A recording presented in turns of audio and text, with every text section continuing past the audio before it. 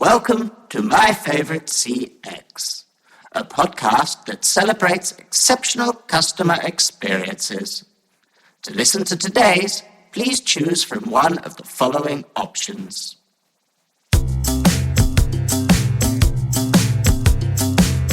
Welcome to My Favorite Customer Experience. I'm Chris Holt from Holt CX Consultancy in the UK, and I'm joined today by Simon Hodgkinson, Head of AI at the British Red Cross. Simon, morning. Welcome.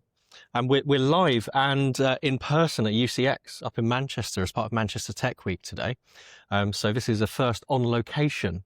So who knows what will go wrong in the course of the next. And I must mention as well, a very unique sunny day in Manchester. So we'll take all the better picture of that and we'll put it in so people can see. So Simon, you've worked in digital transformation extensively for over the past decade, and for nearly 5 years you've been at the British Red Cross, spearheading all kinds of initiatives to bring AI tooling into the organisation. And you do this with both of you on efficiency and ethical and responsible use, so that your projects are enhancing your human potential whilst maintaining ethical safeguards. That's my summary of what you do. Tell us a bit more about the role. Yeah, no, absolutely. Well, it's probably easier just to give you a very quick overview of my background and how I got to where I am now. So I've been a business analyst by trade for probably the last 30 years, shows how old I am. And I was consulting with the British Red Cross in Microsoft 365, which is what I've kind of specialized for many years. Basically, in back end of 2019, when the modern day ChatGPT came onto the scene, because I'm a sci-fi geek and a Trekkie my entire life, I basically learned everything there was about AI. It became a hobby of mine. And like a lot of people in their professions, I was in the right place at the right time. And basically, the senior director of IT at the time said, this was at the beginning of 24, said basically, AI, we don't know a thing about it. The board are frightened to death about it. We have no idea what our users, how our users are using it.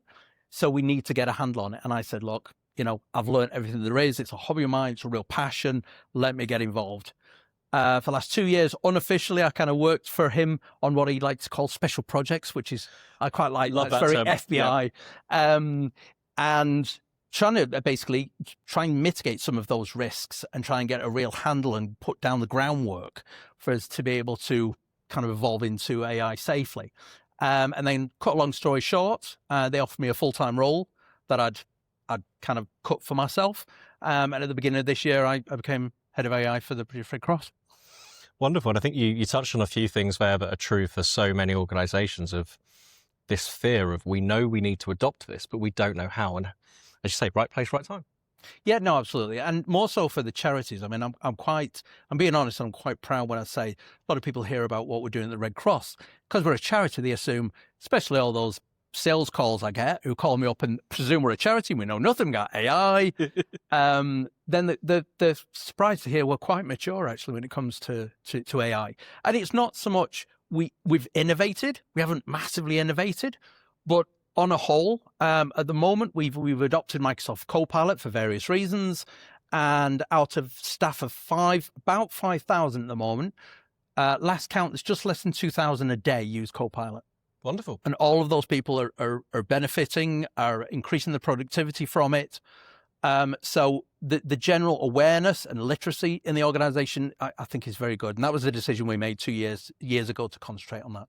I think that's one of the themes that I've picked up from being at the event today is AI literacy, and how you can throw technology at a problem, but unless you're bringing the skills and bringing the people with you, that's difficult. And it's more so now. I'm actually doing a talk here tomorrow at this event, and I've decided to do it on responsible AI, and it's responsible use, but it's not your traditional, make sure you don't put sensitive data into it, be aware of bias, things like that, because all of that is changing.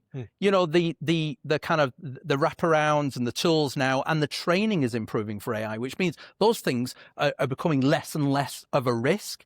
Therefore, the importance now is literacy, is, rubbish in, rubbish out. Is that people need to start learning how to use AI, and businesses as well, because it is very much a case of a lot of people use AI and what it outputs either validates what they've put in and they think they know anyway. They haven't used AI to really come up with unique scenarios, for example, or what they get is good enough. So it's good enough, so they go with it. Yep. And if businesses all produce stuff that's just good enough and not excellent, they're a commodity, and nobody wants to be a commodity. I think what's really interesting is that prompting is a skill, and people don't necessarily look at that. And it's one of the things I'm putting together on my YouTube channel shortly is why prompting matters. Like, you have to treat the engines you're working with like they are your coworker, and give them the same level of instruction tutelage that you would give a human worker. If you just say, build me this, it will just go and do that. But the more thorough you are, the better the results are that you're going to get. Answers are now cheap. Yeah. You know, AI can produce a report for you on analysis within 14 seconds. So the answers aren't important now. It's lessened in value. Yep. The value, the art is in asking. Yep. And I think that's one of the interesting things about AI. Besides the really big existential questions that it's now forcing us to ask, it's also the smaller things. It's uncovering things like we aren't great at asking. We deal with other humans. We don't always know our full requirements. We kind of give them what we think. We trust them to fill in the blanks. Yeah. And do a lot of assumptions. We work on a lot of assumptions. Exactly. But with AI, you can't. AI is built to, at the moment, is built to satisfy and follow your requirements. If your requirements say, do this, this, this, it will damn well produce that. But if you say, I kind of want this, but I'm not sure, give me other perspectives, give me other ideas. Don't give me what I need, give me what I want. And that's the beauty of it. But yeah, definitely the power is asking the question now. One technique I usually say is ask like an adult, answer like a child. So like an adult, know your domain, know the question, understand your requirements, be able to fully, convey them. But the answer that you get back, don't just use it to validate your own questions or your own knowledge anyway. Get it to look at, as I say, very unique perspectives and be open to the answer that AI gives you. I think as well, as Brits, we're not always good at articulating what it is we want to say as well. And it's been interesting introducing AI into multinationals where we've put virtual agents in British style, and we're like, they're too fluffy. There's too many thank yous. There's too many pleases. It doesn't work for the international market. So it's also training yourself on how to be more verbose with what you're giving it, but also making sure the output works for all of your users. No, absolutely. And that's the Red Cross. I mean, I'm in quite a unique position to have a say in how I'm being a Trekkie. I've seen the future. I know a future where this planet is great and society is great and we're all happy and, we're not so greedy anymore. And I want that to happen. So therefore I've got, to a degree, I'm in a great position to try and influence that. As the Red Cross, we have a duty to use every tool at our disposal to serve the community and to deliver our mission. And that includes AI. And, this is it's society changing AI. Absolutely. Whether you think it or not, it is coming. It is a tsunami you can't get out of the way of. And part of our role is as kind of change managers, to help society through that, but also make sure we're making the right decisions. I've been privileged to just come back from Stockholm last week, where they asked me to get involved in a European policy on AI. And it's actually climate aligned AI, which of course many people in the Red Cross are concerned about, Yep. I've heard through the grapevine, or I've seen on the news, AI is bad for the climate. Should Absolutely. We be using it? How do we do better in things like that? And it is a massive concern. It is getting better, but I think that's a recording for another time, because there's a lot to be said about that. Yeah. But luckily I was part of the people that worked on this white paper and the policy for Europe, and had a say in it. And as the Red Cross, we really it's great to have that kind of leverage and reputation behind me. I think that's one of the things here is obviously the British Red Cross is known by pretty much everyone, but they essentially don't know what the role is now in modern society with British Red Cross. Can you walk us through some of those focus areas? I can do. It is huge. I've been there for years, and I'm still discovering to this day a brand new team I never even knew existed. So I've had to actually do a bit of research and make sure I'm telling you correctly. So yeah, I mean, people think the Red Cross is basically just emergency response. Flooding, fires, earthquakes, you see them there nationally and internationally, but it's so much more than that. I mean, some of the areas that people might not know is health and care. So the Red Cross is actually an auxiliary to the government. Right. If the NHS gets stressed, we have a duty to help, to get the support, get the resource as well. And it includes discharges and recovery at hospitals, managing long-term conditions, things like that. We support on that. Restoring is a team that restores, that's called Restoring Family Links. So what they do is it's a service where, for example, refugees that come over and they get separated from their families. They could be here in England. They could have gone to another country. They could still be in the home country. And that's a team that actually does the research for those and actually brings families together, which I'm sure is a very satisfying role to be able to do that. Of course, we cover disasters and emergencies in the UK and nationally, of course. Migration, we do support the government on helping with migration as well. And of course, we've got the international role where we can deploy specialist emergency expertise to various countries as well. But I mean, what makes this different is really the neutral and impartial support we give. As I say, we're an auxiliary role to the government as well, just with the public services. Yep. And we like to be known as being trusted to work where others cannot really. But I mean, just briefly going back to what we were saying about AI, the other thing is we have to be careful with how we're using AI as well because of the public perception. Because as you said before, there's a lot, I get it in the organization, there's a lot of advocates, people that absolutely love AI and I can't stop them from using it. There's a lot of people that are very fearful for various different reasons. It's the same in the general public as well. So if they go to the Red Cross, a trusted organization, they see that part of their assessment we're doing involves AI, they may have the wrong impression. So we've got to be careful about the impressions, what we're doing with AI and making sure we fully communicate that. Well, you have so many stakeholders. You have your internal stakeholders, your employees, you have your public sector, and then you have your retail arm, and then all of your donors. Yeah, no, absolutely. And our donors are very important. I mean, a lot of what I'm doing at the AI at the moment, I've actually started saying to people when making a decision, what would our donors want? Yeah. What our donors are giving us money, what would they want that money to go towards? And if it is something on AI that would ultimately speed up some of the services we provide, the accuracy of what we provide, then I think a lot of them go, yeah, absolutely, you need to spend that money on those things. Well, I think as well, this is where geopolitics comes into mind. If you think, like, we're going to get onto your Microsoft Copilot story in a moment, but if you think about the backlash that you've seen with OpenAI, where Anthropic walked away from working with the US government and OpenAI walked in there, and actually that shed them users because people didn't want to necessarily be associated with that. There's all kinds of stories coming out all the time about conscious use of AI and the ethics behind it. And you could be, if that was Microsoft in that situation, and then that impacts yourselves and the perception of the British Red Cross. And that was the interesting thing about this event I went to last week. As much as it was initially about making sure that AI is climate aligned in Europe, we realized that you can't really address the environment without looking at the economy, without looking at the social impacts as well. But the other thing is, Europe are now at a point where they're sensibly going, right, how should we proceed on this? Yeah. But the thing is, unfortunately, we have to consider the other big powers. What's America doing? What's China doing? And ideally in that room, we needed somebody from those governments, but unfortunately we couldn't.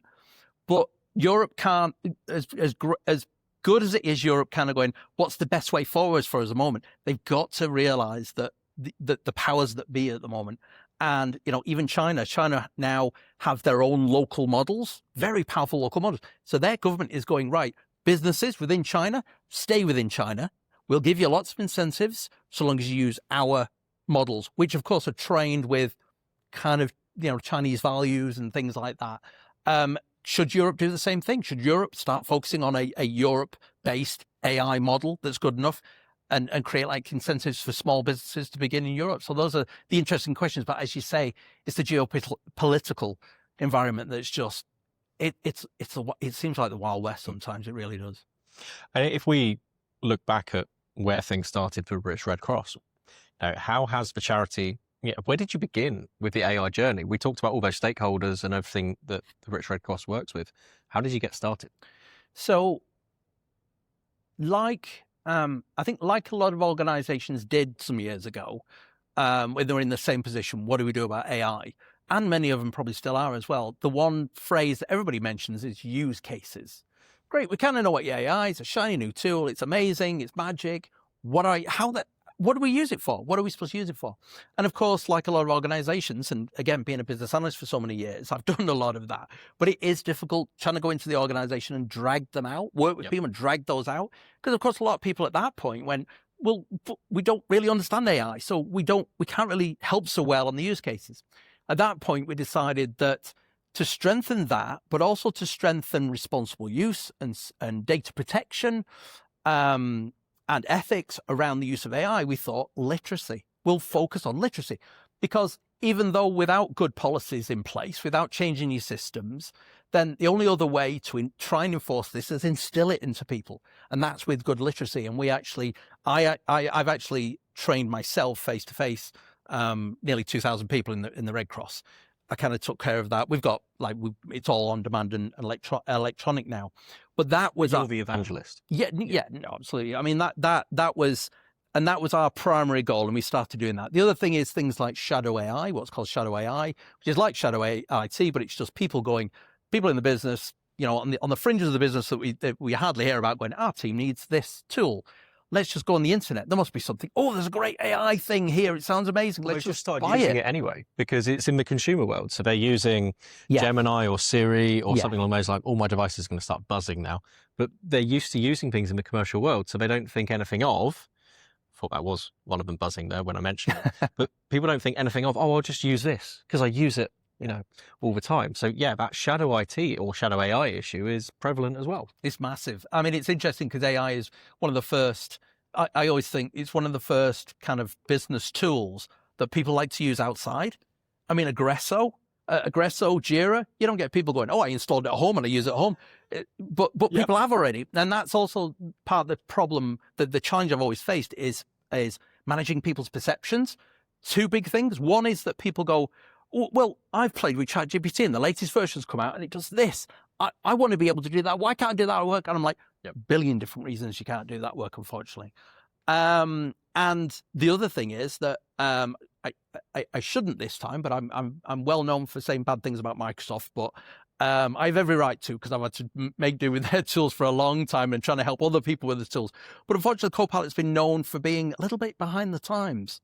And again, people go, I use Copilot like our policies say, like I'm supposed to, but I know that other tools do this. And I'm like, well, unfortunately, you can. The funniest thing is where people come to me and say, can I use ChatGPT? And I'll say, what's your use case? Yep. If you've got a good use case, then absolutely you can.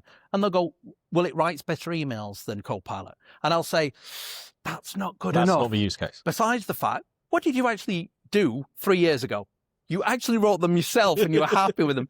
But it's funny. But the point I'm trying to make is that it's the challenge as well of public perception that is unlike any other technology that's come into the organization. It is constantly a challenge. I think a lot of the common questions like, is it going to take our jobs? Is it bad for the environment? I've been asked for them so many times. I've got a ream of answers in my head that I can just rattle off. It's just a quick fire, then. Yes, no, yes, yeah, no. Exactly. I think what's interesting for me is certainly in the last maybe 6 months, I've found I'm using AI to be a lot more effective. It's the rise of co-work in whatever model you're using. Yeah. For me, it just doing a bit of research for me, that wasn't, to your point, that's not really using AI or rewriting something. That's not me. But having it to say, right, I've got all of this data, what should I do with it? One of the ones I've done recently was bringing Zoom's meeting data into Claude and saying, coach me better, help me deliver better meetings, better workshops. Yeah, absolutely. That feels like that is going to enable me to deliver better. Whereas just saying, hey, Claude, I just need you to write an email better for me, that doesn't feel like the right use of AI. Yeah, absolutely. And I think part of the problem as well, we've I think in a lot of experiments I do and playing around and everything, one thing is that it's interesting. I think in regards to AI, I think the big tech companies have basically used us as one big UAT for years. We are a huge test bed.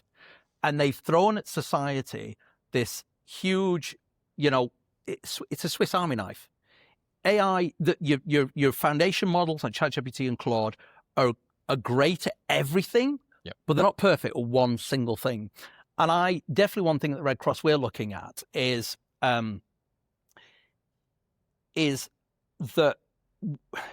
I think the reason for that is that the future won't be one of these one-stop, one specialized LLMs. Yeah, exactly. I think the future will be, instead of like one giant one that everybody goes to for whatever you want, instead the world will be made up of thousands, hundreds of thousands of smaller, fine-tuned models for a specific job. And the other good thing is that one term that we kind of phrased last week at that meeting was just enough AI.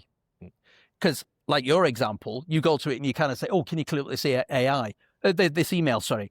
But you've gone to ChatGPT to do that. How much energy and water and processing power just to do that? Whereas we need to reevaluate all the use cases as well. But it has been a kind of a test bed.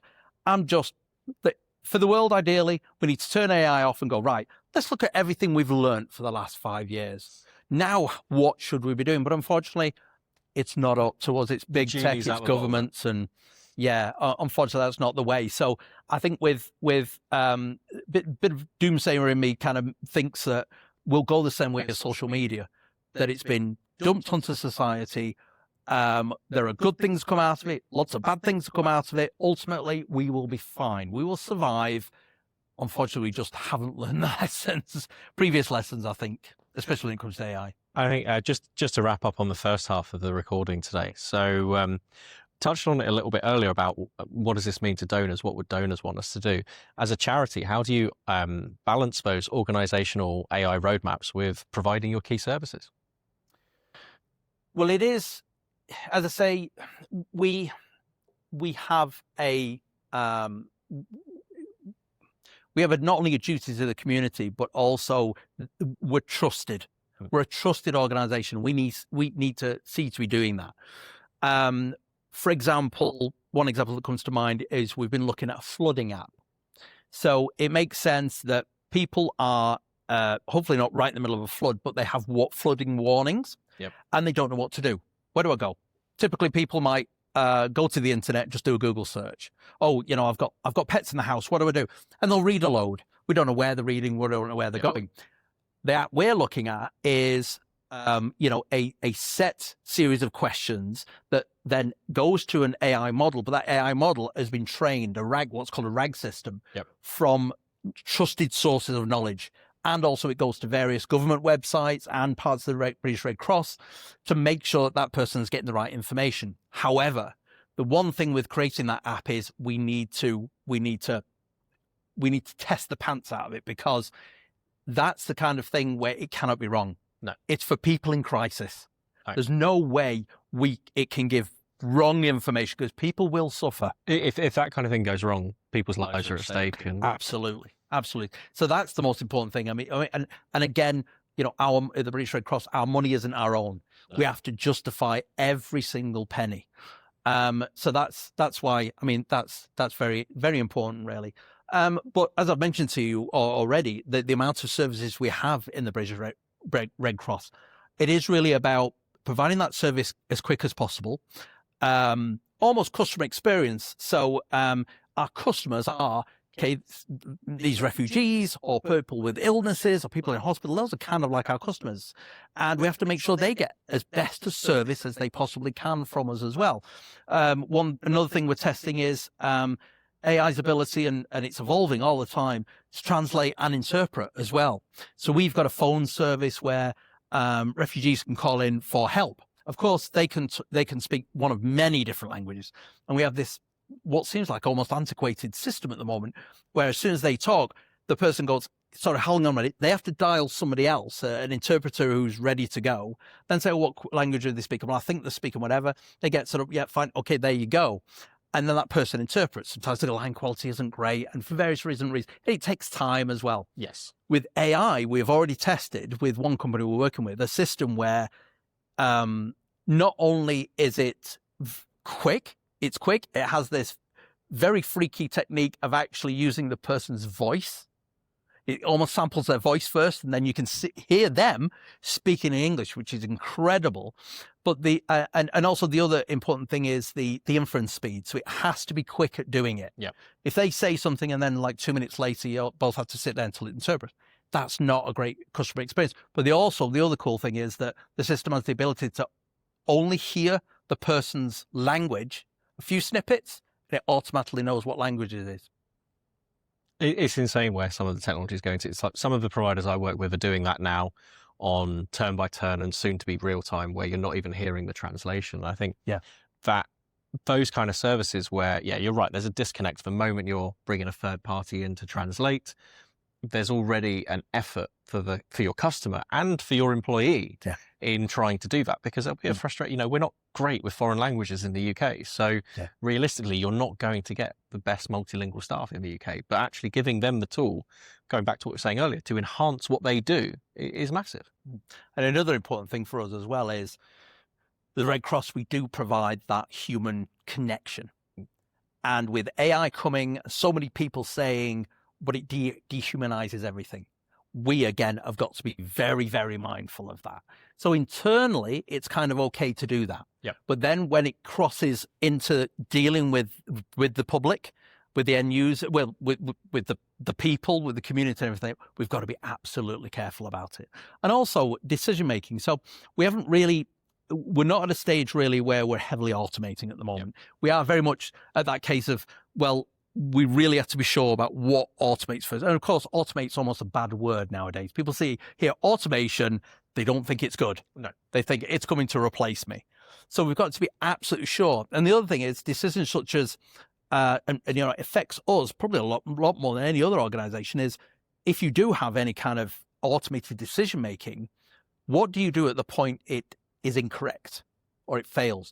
Do you get it to do it again, check with another AI or something like that? Or in certain circumstances, it's simply got to stop and go straight to a human and say, I cannot continue this. Yep. And it's critical. Those decisions are critical because of the type of people we're dealing with. Your guardrails are nothing but important at that point. Yeah, they've got to be spot on. Absolutely. Well, Simon, let's take a brief pause there. We'll place our listeners and our viewers on hold for a moment. Mm-hmm. And then we'll come back and we'll talk about one of your favorite customer experiences. Okay. Your call is important to us. Please hold and you'll be connected to your next favorite customer experience shortly.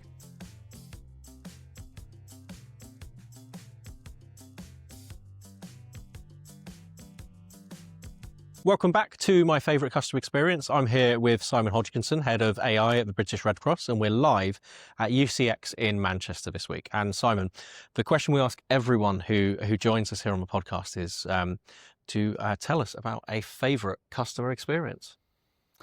I probably can't think of one specific example, but definitely when I think a good customer experience for myself as a member of the public, probably one thing that comes up is nice surprises. So I think one that comes to mind was hotels. So booking into a hotel with my wife. We were going to a 2000 AD conference, actually, at the time. It was in London. And I remember we were at the desk, and I was checking in, and I was talking to my wife, and I didn't mean for the receptionist to hear, but I actually mentioned to my wife the fact it was a birthday that day.